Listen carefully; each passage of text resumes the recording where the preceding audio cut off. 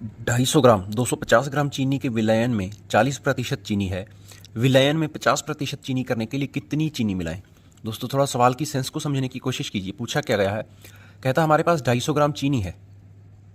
देखो 250 ग्राम है, 250 ग्राम को हम इस तरह से लिखते हैं 250, और चीनी के विलयन में 40% चीनी है। तो इसमें क्या है, एक सोल्यूशन है, कोई भी लिक्विड में मान लो या कुछ भी उसमें दूसरी चीज़ होगी, पानी हो सकता है ना, चीनी और पानी का घोल हो सकता है। तो इसमें 40 हिस्से तो क्या है, चीनी, यानी मैं उसको एस के साथ शुगर, और वाटर मान लीजिए तो 60 है। अब वो बोलता क्या है कि 50% चीनी करनी है आपको, 40 की जगह आपको करना क्या है, वो 50 कर देना है भाई। 50 करना है तो मतलब पानी ऑटोमेटिक 50 हो जाएगा, है ना। चीनी करने के लिए कितनी चीनी मिलाएं? तो जब भी एग्जाम के अंदर इस तरह का प्रश्न आ जाए तो मैं आपको एक तरीका बताता हूं कि किस तरीके से आप इस सम को करोगे। आपको कोई ज़्यादा कन्फ्यूजन होने वाली बात नहीं है इसमें। इस तरह के क्वेश्चन अक्सर पेपर के अंदर पूछे जाते हैं। तो चलिए देखो, आपने कितनी चीनी और मिलानी है। अब चीनी और मिलानी है मतलब चीनी और मिलानी है, तो आप चीनी को भूल जाओ, जो चीज़ मिलानी है उसको छोड़ दो।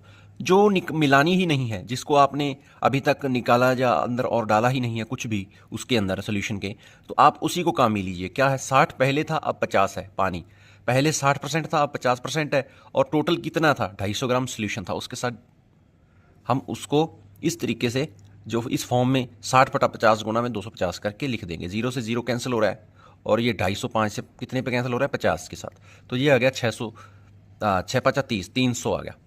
देखो कितना आ गया, 300 ग्राम। पहले कितना था, 250 ग्राम। तो अब 300 ग्राम में से आप लोग 250 ग्राम को घटाओगे तो रह जाएगा 50 ग्राम। कितना रह गया, 50 ग्राम। तो आप 50 ग्राम चीनी और मिला दो, ताकि जो आपकी चीनी है वो 50-50 की रेशो में हो जाए। पानी और चीनी की रेशो है वो 50-50 हो जाए, यानी 50% आपकी चीनी हो जाए, 50% आपके पास कोई अदर चीज़ है या पानी है।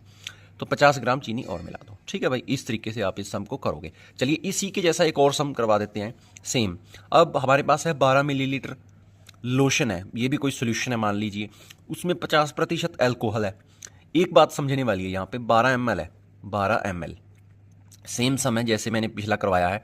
तो क्या है, उसमें 50% तो भाई आपका क्या है, एल्कोहल। एल्कोहल आप समझते ही होंगे क्या होता है।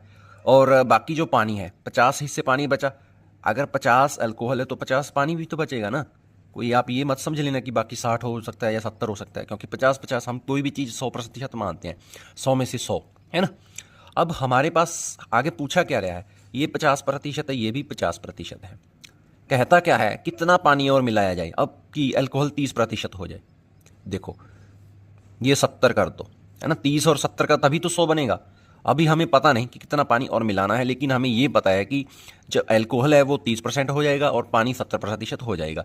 प्रॉपर मात्रा में हमें नहीं मालूम। तो मैंने आपको बोला था जो चीज़ हमने निकालनी है या अंदर उसके रखनी है, उसको काम में न लेते हुए कितना पानी और मिलाएं, उसको काम में न लेते हुए दूसरी जो हमारी अपोजिट वाली होती है अल्कोहल वाली, हम उसको यूज़ करते हैं। 50/30 और गुना में टोटल कितना था, 12।